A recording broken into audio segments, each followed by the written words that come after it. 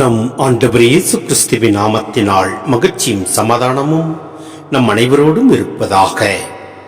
யோவான் 6:1-15 முடிய. இயேசு கலிலேய கடலை கடந்து மறுகரைக்கு சென்றார். அதற்கு திபேரிய கடல் என்றும் பெயர் உண்டு.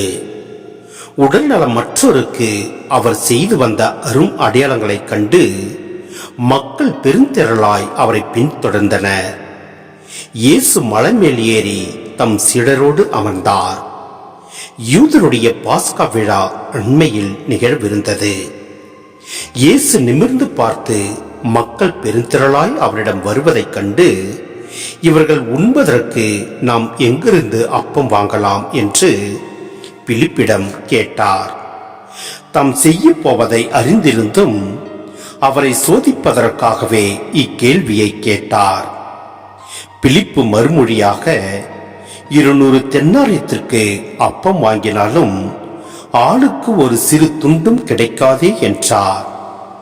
அவருடைய சீடருள் ஒருவரும் சீமோன் பேதுருவின் சகோதரருமான அந்திரேயா, இங்கே சிறுவன் ஒருவன் இருக்கிறான், அவனிடம் 5 வாற்கோதுமை அப்பங்களும் 2 மீன்களும் உள்ளன, ஆனால் இத்தனை பேருக்கு இவை எப்படி போதும் என்றார்.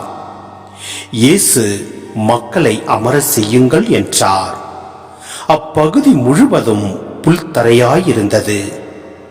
அமர்ந்திருந்த ஆண்களின் எண்ணிக்கை ஏறக்குறைய 5000.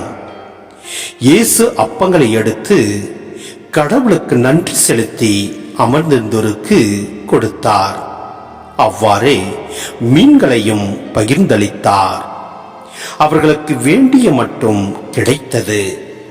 அவர்கள் வயிறார உண்ட பின் ஒன்றும் வீணாகாதபடி எஞ்சிய துண்டுகளை சேர்த்து வையுங்கள் என்று தம் சீடரிடம் கூறினார். மக்கள் உண்ட பின் 5 வாற்கோதுமை அப்பங்களிலிருந்து எஞ்சிய துண்டுகளை சேர்த்து சீடர்கள் 12 கூடைகளில் நிரப்பினார்கள். இயேசு செய்த இந்த அரும் அடையாளத்தை கண்ட மக்கள், உலகிற்கு வரவிருந்த இறைவாக்கினர் உண்மையில் இவரே என்றார்கள்.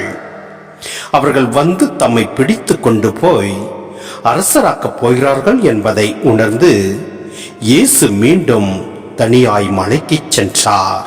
சிந்தனை: கடவுள் மனிதருக்கு உணவளித்து அவர்களை வாழ வைக்கிறார். அவர் தரும் 3 வகையான உணவுகள் பற்றி இங்கு நாம் பார்க்கின்றோம். முதலாவது உடல் உணவு, 2வது இறை வார்த்தையாய் உள்ள உணவு, 3வது கிறிஸ்துவ செயல்பாட்டிற்கான நற்கருணை உணவு. அப்பம் பகிர்ந்துள்ளும் நிகழ்ச்சி பற்றி எல்லா நற்செய்தியாளர்களுமே பேசுகின்றனர். இங்கு குறிப்பிடப்படும் அப்பம் பகிர்தலுக்கும் எலிசா வாழ்வில் இடம்பெறும் அப்பம் பகிர்தலுக்கும் இடையே நெருங்கிய தொடர்பு இருப்பதை காண்கிறோம். அதுபோன்றே இந்நிகழ்ச்சிக்கும் ஒத்தமை நற்செய்திகளில் இடம்பெறும் நற்கருணை ஏற்படுத்தப்படும் நிகழ்வுக்கும் இடையே மிகுந்த ஒற்றுமை காணப்படுகிறது. அப்பம் பகிர்ந்தளிக்கும் நிகழ்வு பற்றி யோவான் எழுதிய போது அன்றைய நற்கருணை வழிபாட்டு சொற்களை அவர் பயன்படுத்தியிருக்க வேண்டும். இயேசு நற்கருணையை ஏற்படுத்திய நிகழ்வு பற்றி யோவான் வெளிப்படையாக பேசவில்லை. எனினும் இங்கு அதன் பிரதிபலிப்பை தெளிவாக காண முடிகிறது. இங்கு குறிப்பிடப்பட்ட அரும் அடையாளம் அப்பம் பழுகலா அல்லது பகிர்தலா என்னும் கேள்வி சிலரால் எழுப்பப்படுகிறது. எது எப்படியாக இருப்பினும் நம் ஆண்டவர் நமக்கு பகிர்ந்து அளித்தது போன்று நாமும் ஒருவருக்கொருவர் பகிர்ந்து வாழ்வோம்.